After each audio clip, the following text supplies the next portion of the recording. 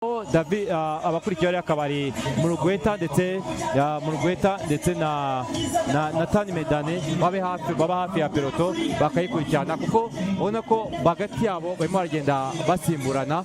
Rero akaba ari imbere ya peloto ari nako mu Rwanda yongeye gufata umwanzuro wo gukomeza kugenda basimburana mu buryo gutwara peloto. Nibyo kuko bageze no mu gice kimanuka ubona ko Eritrea nejo twarayibonye Eritrea ndetse na kuko tugeze ku matsinda hagati ya peloto na n'abeshapye. Munavuga ko rero Eritrea ndetse na NSN akazi kabo kari gukorwa neza cyane. Noneho ukajya kubona ukabona Movistar bari hafi aho ngaho nabo ntago barekura. Iyi rero ni nibyo kuko tugeze ku kilometero cya 77 itandukanira ubu ni minota 2 n'amasegonda 10.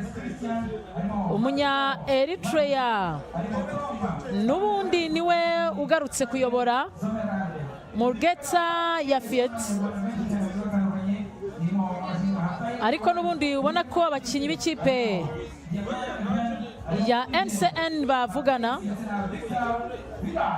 uburyo bagomba gukina, nako none ndabona hazamutse abasore babiri ubona ko uyu we isa nakora kuri communication byose arimo araganira n'umutoza. Iyo amazi yasutse ku mugozi ni ukubobeza nimvuze guki sinago nibuka ikintu bivanga bimeze nk'icyuma gisya mu mutwe mu kanya wewe inshinga rubivanyeho uruvuze igikira ndabyibagiwe kubobeza nibyo kibuntu kibobereye ubwo nyine ubobeje ubu kibobe yego n'umunya Eritrea ahubwo iryo narimvuze ni Kirundi ni mwana uvuze mukanya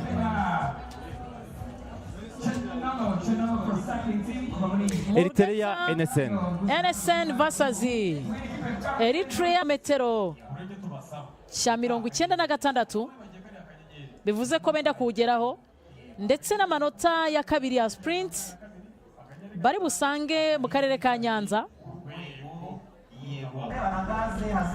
Rero ni Etaman ndetse wambaye umwambaro w'umuhondo yambaye ku munsi w'ejo abikesha bahisemo kubwira peloto ngo umuhanda ni uwanyu. Iyo rero ni breakaway. Eritrea niyo noneho ya kavinzi iri imbere. Reka turege cyo bamaze kwafata kuzamukira kuko nubu baracyayishe. Wambaye umwanya wo kugira ngo mpuze peloto na breakaway.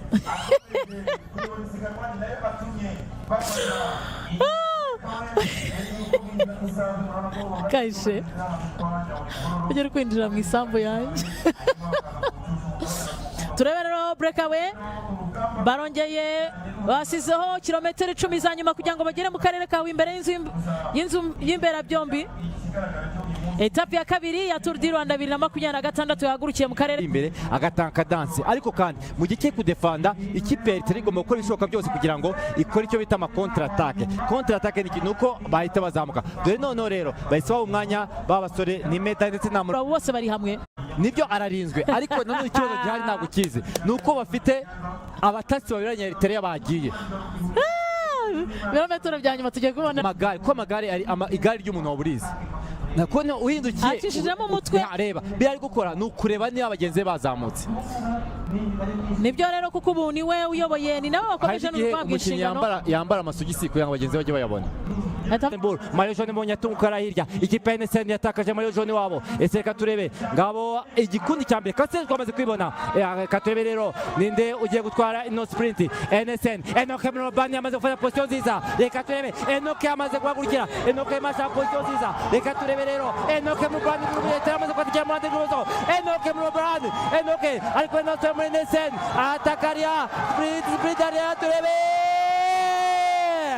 NSN akaba rero NSN nyuma gutwara leta peri Rwamagana. NSN basaba neza twari twabwiye ko Henok n'umwuhaga amahirwe uyu munsi, ariko amahirwe amuce mu myanya y'intoki.